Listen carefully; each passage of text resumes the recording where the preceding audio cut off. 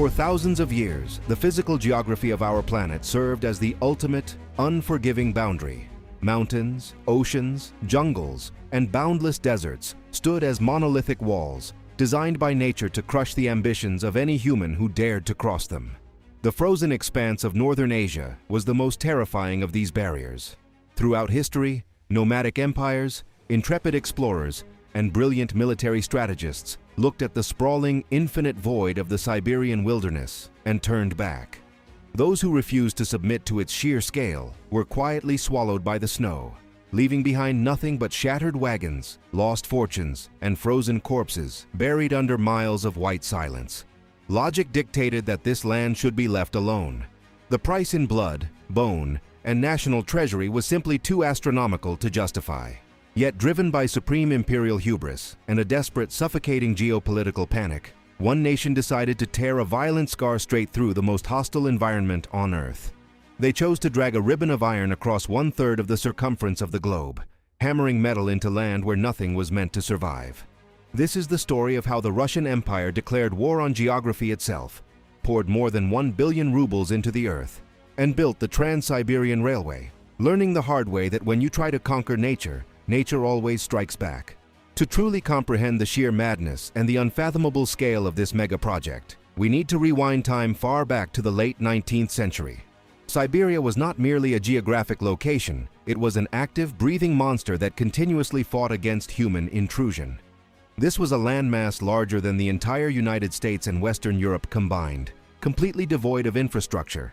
Before the first shovel struck the earth, the environment was a death trap. In the brutal, suffocating depths of winter, the temperature routinely plunged to -60 degrees Fahrenheit. It was a cold so absolute that it could snap untreated steel like dry wood and freeze the fluid in a man's lungs within minutes. But summer was worse.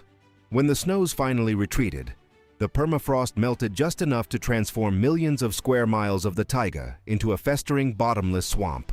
Men and beasts of burden were routinely sucked into the mud and drowned. The dense, impenetrable forests bred swarms of mosquitoes that blotted out the sun, carrying deadly waves of malaria and tick-borne encephalitis. The land was actively hostile, a chaotic purgatory of extremes designed to repel civilization. Yet, the czars of the empire looked upon this nightmarish landscape not with awe, but with absolute desperation. The empire was incredibly vast, but fundamentally broken. Its crown jewel on the Pacific coast, the port city of Vladivostok, was effectively marooned. To travel from the capital in Moscow to the Pacific coast took months, sometimes years, navigating treacherous rivers and enduring bone-shattering carriage rides across the steppe.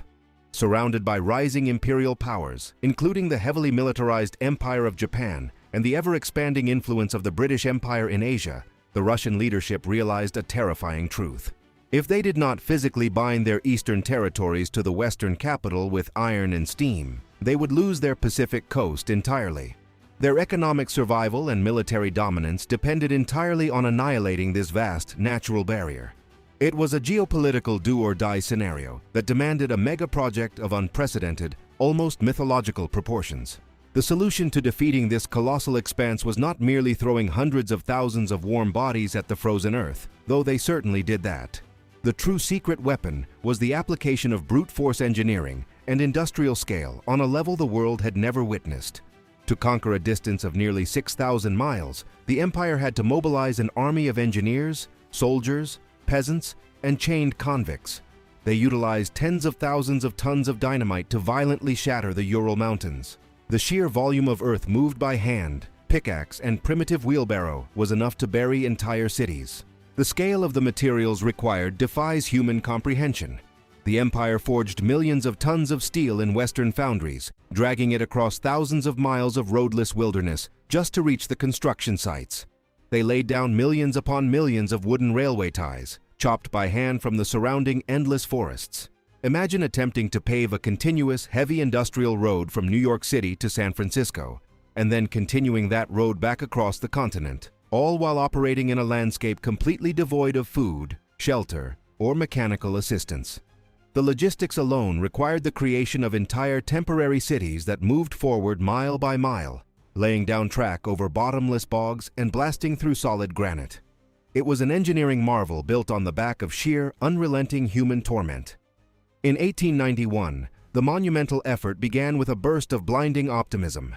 The future Tsar ceremoniously dumped the first wheelbarrow of dirt in Vladivostok, signaling the start of a glorious new era. For a brief, shining moment, the hubris of man seemed completely justified. Thousands of miles of track were laid at a blistering pace across the flatter steppes. The empire celebrated, drunk on the illusion that human industry could easily domesticate the wild earth. But the earth was merely biding its time. Nature struck back with catastrophic, merciless violence. As the engineers pushed deeper into the taiga, the permafrost exacted its revenge. The frozen ground they had built upon during the winter began to melt in the summer heat. Entire sections of heavy steel track warped, twisted, and sank into the bottomless mud. Newly constructed bridges were pulverized by massive, violent ice flows as the frozen rivers thawed and shattered. Supply chains collapsed entirely. And then, the project collided with the ultimate geographic nightmare: Lake Baikal. Lake Baikal was a monolithic, crescent-shaped abyss, the deepest and oldest freshwater lake on the planet, surrounded by sheer vertical granite cliffs. It was impossible to build around it quickly. In a desperate, borderline insane maneuver, the engineers ordered a massive, heavily armored icebreaker ferry to be built in the United Kingdom. They dismantled the massive ship into thousands of pieces, shipped it across the oceans, transported it across the newly laid Siberian tracks, and painstakingly reassembled it on the shores of the lake. But during the most brutal months of winter, even the icebreaker failed. Driven by wartime desperation during the catastrophic Russo-Japanese conflict of 1904, the military ordered engineers to lay temporary train tracks directly across the frozen surface of the lake. The ice, thick as it was, groaned under the weight of thousands of tons of steel and steam.